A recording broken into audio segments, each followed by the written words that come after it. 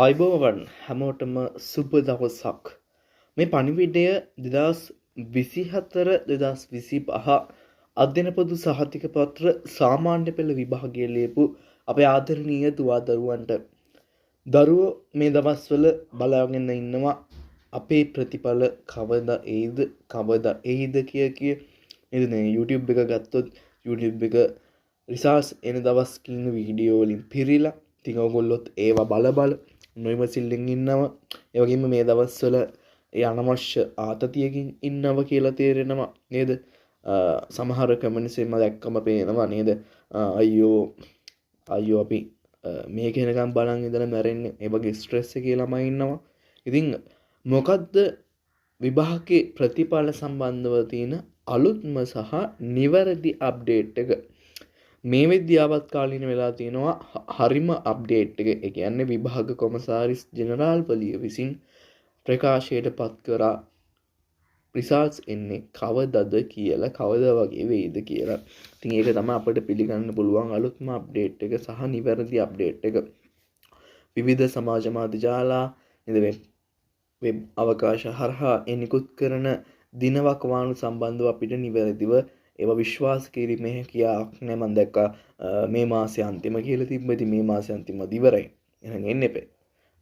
ඊට පස්සේ කියලා තිබ්බා ජූලි මාසේ පළවෙනි සතියේ කියලා තිබ්බා. ඉතින් එහෙම අපිට එක එකයි කියන ඒවා පිළිගැනීමට හැකියාවක් නෑ.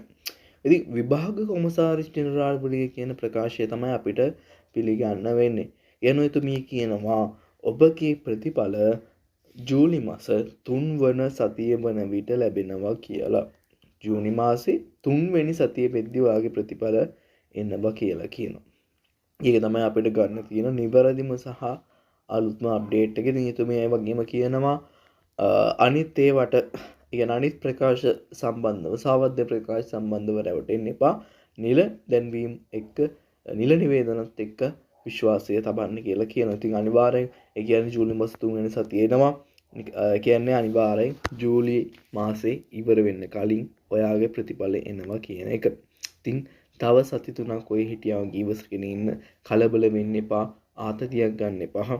වෙනදා වගේ කාලා බෙලා නිදහසේ ඒ කරන වැඩ ටික කරගෙන නේද උසස් අධ්‍යාපන කටයුතු පටන් ගත්ත ළමයි ඉන්නවා. ඉතින් මේ දේවල් කරගෙන අනවශ්‍ය ආතතියක් ගන්න නැතුව වෙනදා වගේ සුපුරුදු පරිදි ඉන්න. ඉතින් කාලය ගෙවිලා යනවා. එතකොට දන්නේම නැතුව වගේ ප්‍රතිඵල සති 3ක් යද්දී එයි. ඉතින් අනවශ්‍ය ආතතියින් ඉන්න එපා කියලා තමයි මගේ උපදෙස. සාමාන්‍ය වැඩි වැඩ ටික කරගෙන ඉන්න. ඉතින් වීඩියෝ බල පස්සෙන් හොය යන්න එපා. තවත් මෙච්චර අප්ඩේට් එකක් දීලා තියෙද්දි ආයෙ තව හොය යන්න එපා. මොකද ඒ කියලා තියෙනවා නම් කාලයක් ඒ කාලවකවානුව වෙද්දී ඒ වෙයි. ඒ නිසා වීඩියෝ බල නේද පෝස්ට් බල අනවශ්‍ය ස්ට්‍රෙස් එකක් ගන්න නැතුව සුපුරුදු පරිදි ඔයාගේ වැඩ ටික කරගෙන ඉන්න කියන එක තමයි මගේ උපදෙස. ඉතින් මීටත් වඩා මට හොයාගන්න පුළුවන් වුණ දෙයක් සහ නිවැරදි සහ හොඳ තොරතුරක් අනිවාර්යෙන් ඔබව මම දැනුවත් කරනවා. වෙනදා වගේම ගිය අවුරුදු වල වගේම. හරි. ඉතින් අපි ටික කරන්දලා ඉන්න.